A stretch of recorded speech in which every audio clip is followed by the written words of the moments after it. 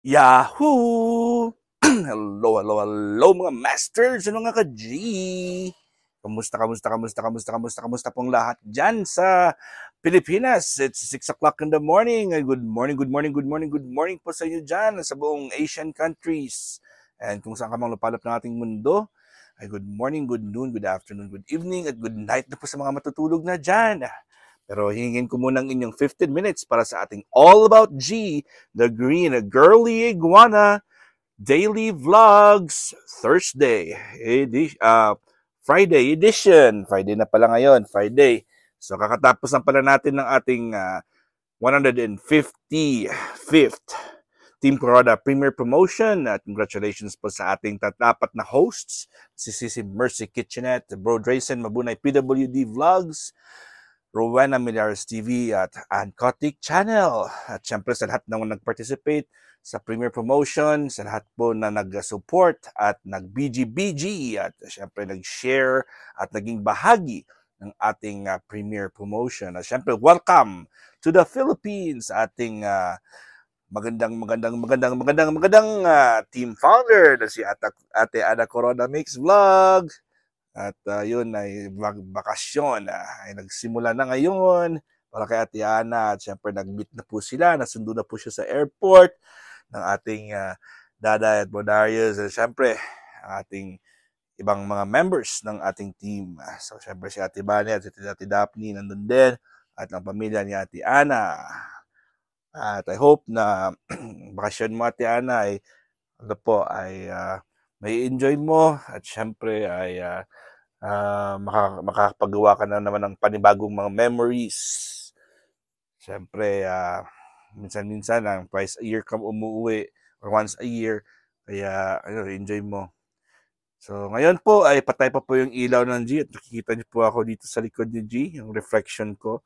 Patay pa po yung ilaw niya kasi hinihintay pa natin dahil po ngayon ay 6, ano pa lang sa akin, 6:50 something, 6:53 pa lang ata, or 6:54 pa lang sa upon recording time, and 7 o'clock po nag-on yung ilaw, yung kanyang heat lamp. So, pero sa baba, pwede natin ang baba ay pwede nating ma-on and off yan. So ngayon po, ang gagawin natin is upon advice ng ang kaibigan ko po na nandoon sa pet shop, ay lalagyan po natin si Jean ng kanyang nesting. Yung parang may soil or may bedding na yung kanyang swimming pool po, ilalagyan natin muna ng coconut husk na parang soil para doon po siya magstay. At in case po na gusto niya mangitlog ay hindi po siya mahihirapan kasi kailangan daw i-avoid natin ang may tinawag daw siya egg, tawag doon, egg, parang bumabara. Ang babara po sa kanyang tiyan kasi syempre pag hindi niya ipapalabas yan at marami pa siyang itlog ay may tendency po na babara at magkakaroon po siya ng problema sa kanyang ovaries. Syempre may ovaries po ang ating G, mga masters, dahil po siya isang babae. So syempre, instead na tubig muna yung gagamitin natin, ito muna yung gagamitin natin. Meron tayong beddings. So ito po ay coconut husk. Noon, ito din po yung ginagamit ko sa kanya nung bata pa po siya. Ito po ay ilalagay natin instead po ng swimming pool niya na tubig. Ito muna ang gagawin natin. So ilalagay natin pa rin dito sa kanyang second floor. Sa weekend ata ay gagawin ko ay papataasin natin ito. Ito po yung beddings niya. Ito po ay try ko lang po kung anong kakahinatnan niya. Ito po ay itataas natin dito. Kasi meron pa siyang, dito po ay meron siyang pwede ka mag-adjust dito. Ito po, yan. Ito po ilalagay natin dito para tumaas. At medyo lumapit po siya sa ilaw. Dahil po yung ilaw niya ay mas maganda pag medyo mainit-init ng konti.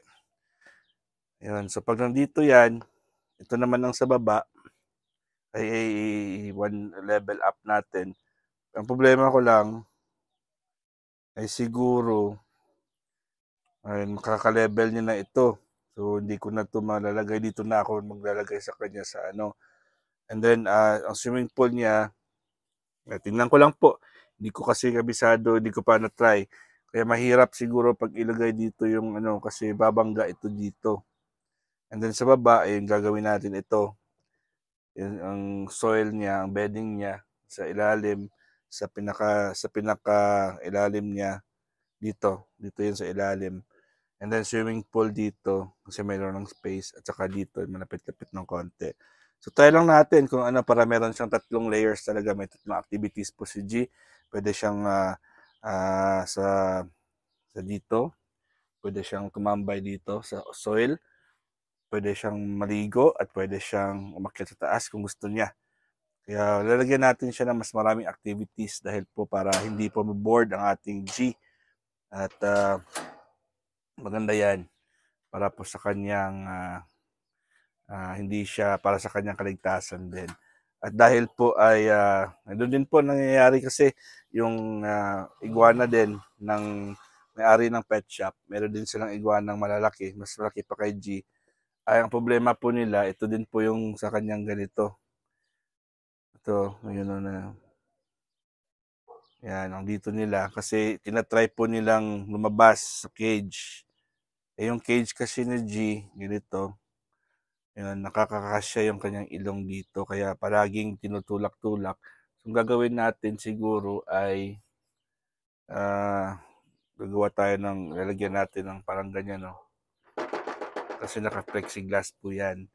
So, kung lalagyan natin yan dito, ang problema ko lang is hindi si G natin makakaakyat. Hindi siya makakaakyat-akyat. Ayan yun yung ating problema. Pero safety at hindi masisira yung kanyang ilong, yun yung pong ating isa sa mga goals natin. Susubukan ko lang naman kung pwede. Kasi po ay masisira ang ilong niya. Yung sa pet shop, yung kanyang iguana po ay kailangan dalhin sa doktor talaga. Dahil pong ilong niya ay nasira. So, dalawa ata yung iguana doon na nasira. Yung, ano, sa bahay lang naman nila ang iguana, hindi naman nila, ayun, dalawa na pala yung kuko ni G na naputol. Dalawang kuko na pala ni G ang putol. Ano, ayan, ito, ang kukong to, putol at saka yung kanyang ito. Pero, ayun, umilaw na po. It's already 7 o'clock in the morning. Hindi ko po, ano yan, automatic po yan, hindi ko manual yan. Automatic po yan na nangyayari dahil po meron tayong smart plug dun sa taas. Yung pong smart plug natin, no? 3 po yan. Ngayon po yung 3, nakikita nyo yung blue na ilaw na ganyan, may blue. Ibig sabihin ito, blue din po yan. Ay, naka-blue din po yan. Blue, blue, blue. Ibig sabihin po, ay ito, naka-blue din po yan. Yan. So, lahat po sila naka-on ngayon. At maya-maya po ay mamamatay po ang dalawa. Yung dalawa, yung ito po, ito, yan po yan yung una. At yung dalawa na yan ay sa ating ceramic lamp at saka yung ating heat rock. At yun naman po ang kanyang yan ay para sa kanyang dito po, yung ditong ilaw sa ibaba. So, automatic po yan. Pwede nating sa cellphone lang po yan naka-program. Naka-smart plug po yan. Dahil po ay kung minsan po ay, syempre, most of the time po ay nasa clinic po tayo. At hindi po tayo nakakapag-ano. So, pwede natin na-control at manipulate. At syempre, meron din po si G natin na camera. May camera pong nakatingin sa kanya 24/7. Naka dito lang po natin nalalagayan sa dito. Yan. Nakaharap po yan sa kanya, ang camera. Yan. So halimbawa ay nasa work po ako at tinitingnan ko po siya kung anong ginagawa niya. Pwede ko po siyang silipin sa camera. Sa camera lang po ni G. So, di ba? Social tayo. At kung ano, sa camera ay pwede din siya natin kausapin kasi nagsisipol-sipol po ako sa kanya just to make sure po na narinig niya ako.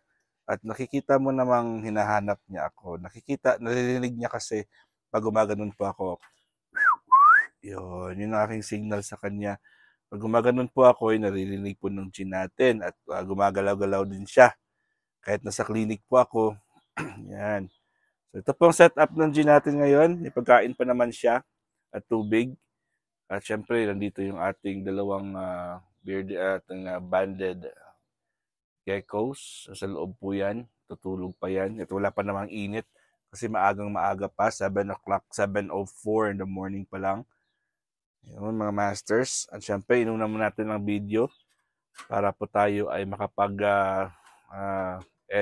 kapag-upload na sa ating YT channel at bumalik po tayo sa ating premiere promotion dahil as of recording time po ay ako po si BFF Ancotic pa po yung ating host. So kailangan ko munang, kasi sa clinic iniwan ko naman talaga kagabi bago ako umuwi ay iniwan ko talaga yung dalawang laptop. Sa dalawang laptop po ay may tigdadalawang apps, tigdadalawang internet tawag din, tigdadalawang channels. So 4 na channel po ang iniwan ko doon. So 4 na Ninja ko. So yung una is yung dalawa ay para sa hosts, ang dalawa po ay para sa playlist. So yun talaga para at least ang aking masterworm na main ay pinapaikot-ikot ko lang. Usually ito yung ginagamit ko sa host para makapagpulitan tayo sa mga host. Pero syempre tulog po ako. Napatapos ko po ang kay Sissy Mercy. Kay Bro Drayson, tulog na tulog ako kasi 1, 2, 3. So ang 1, 2, 3 niya po is na po yun. Kasi si Mercy kasi, di ba sa Pilipinas is 1 to 3. So, nakatapos po ako kasi yung 1 o'clock sa Pilipinas is 11 o'clock ng gabi sa akin. Diba? And then yung 3 o'clock sa kanya sa Pilipinas is 1:00 ng umaga na sa akin. So, hindi ko pala napatapos si Mercy. Kalagitnaan lang po ako. Kasi kailangan ko matulog. 11:45 or 12, tulog na. Kailangan ako makatulog kasi may trabaho pag next day. So, si Bro Drayson po, syempre, hindi natin yan na wala, 0. Ako doon, tulog po ako. Pero naka-play po yan sa cellphone. Naka-play po yan sa laptop, dalawang laptop po. Dalawang Ninja ko po ang naka-play. Kasi gumagawa ako ng panibagong playlist na para lang po sa mga hosts. So hindi po siya hindi na po siya dumadaan sa mga entries. So paano lang po yun, para sa host lang po yun. Gumawa talaga ako ng playlist para sa host lang. Ayun na po yung G natin, sa baba na po yung G natin. At ayun, good morning na po si G natin. Umpisa na po yung kanyang pakikipagkulitan sa mundo. Ayan ang G. At super kulit ang ating girly iguana na si G. So ayun, maraming salamat ulit sa inyong lahat. Team Coroda, and syempre Team Puyaters, ang ating team gapangan ni Bro Harry Clint, and syempre kay Mamalitas Umblas. Maraming salamat sa mga pasugod at sa inyong mga syempre pagbisita. Ang ating Team One Love, Bro Pabi Boys, this is Kitchen and Taste, and Bro RMG, this is LK. At sa lahat po na bumubuo po ng admin. And sa lahat po na bumubuo ng iba't ibang mga teams. So, syempre sa ating Team Kalingap na sinusuportahan po natin. Super busy at very productive na rin po ang Team Kalingap with Kuya Val Santos Matubang, Ati Edna Vlogs, Kalingap Rob, at syempre ang pamilya niya si Jackie at Baby Rabbi, and sa lahat po ng mga kasamahan natin, mga friends natin na mga Kalingap partners, K-Boys, at Kalingap supporters. Maraming salamat po at malaki at gumaganda ng programa talaga ng Team Kalingap. At kita-kits tayo mga masters Sabado. Meron naman tayong Sabado Tambayan at meron tayong mga entries. Siguro mga 5 to 6 na mga members ng Team Kuroda non-monetized and monetized ang sasali. And then sa Sunday ay ini-invite ko po kayo. Meron tayong birthday LS first grand birthday celebration live stream ng ating Mrs. Mercy Kitchenette. At marami po tayong mga pasabog at marami tayong pag-games. At isa po ako sa mga magiging co-host and host. And may mga kantahan at may mga sayawan. At syempre, maraming bananas po dyan ang pamimigay ni Sissy Mercy sa birthday niya. At open pa tayo for sponsorship sa mga willing pa po mag-sponsor. PM nyo lang po ako or PM nyo lang po si Sissy Mercy. Magtatanggap po tayo ng GCash, magtatanggap po tayo ng bananas, magtatanggap po tayo ng any means of sponsorship. So kung one night date dyan, pwede rin. Or 2 days Boracay, pwede rin. Bahala kayo dyan. Anong ibibigay nyo na sponsors. Ayan po, ipapasalamatan natin. Alright mga masters, siyempre continue pa rin po yung ating premiere promotion. Pero sa Pilipinas time, ang kay 12 to 5 pa rin po yung aking LS. Mirror pa kami ni Sissy Mercy. Pero si Sissy Mercy po ay 1 to 3 p.m. lang po siya lalabas. Makakapagpakita kasi po siya may trabaho. Ako naman po ay continue after 3 o'clock, continue tayo sa ating premiere promotion. So 3 to 5 may premiere promotion pa, and followed by 2 more hosts, ating Yams the OFW Vlogs sa Sakalams, and ating Beshi Merle Stani Vlogs sa 8 to 10 p.m. So yun po yung ating schedule sa Sunday. Ayun. So maraming salamat po at tayo yung nag-seed sa ating time dahil po meron tayong pinopromote.